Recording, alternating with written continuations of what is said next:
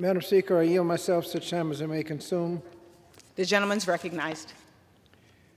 Thank you, Madam Speaker. The Workforce Innovation and Opportunity Act, or WIOA, is the backbone of our nation's workforce development system. Each year, WIOA programs help working people across the country get the skills they need to find better paying careers and help employers access a dedicated and skilled workforce. Unfortunately, our investment in workforce development has fallen significantly over time.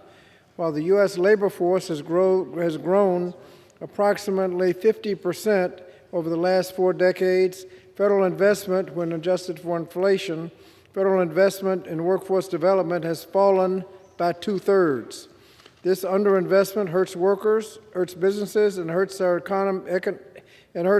economy's competitive edge. Other developed countries spend between 0.5% to 1% of their gross domestic product on workforce development. We spend only 0.1%. The Workforce Innovation and Opportunity Act of 2022 addresses this chronic underinvestment so that we can finally meet the needs of workers and businesses, fill job openings with qualified workers, reduce supply chain shortages, and lower costs to families.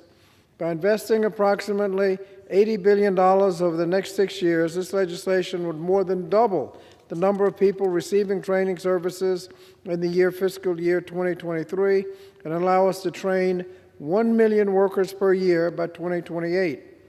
The legislation modernizes WIOA to help expand work opportunities for disconnected youth, makes critical reforms to improve Job Corps.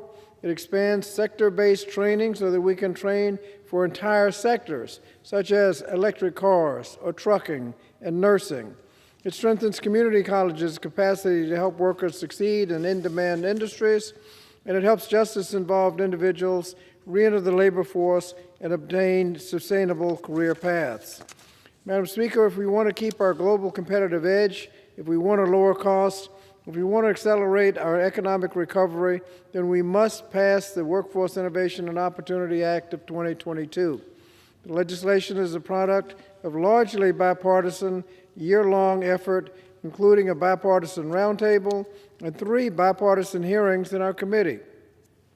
While many of my counterparts across the aisle have now voiced opposition to the size of the investment in the bill, I remain hopeful that my colleagues will join me in voting to stand with America's workers.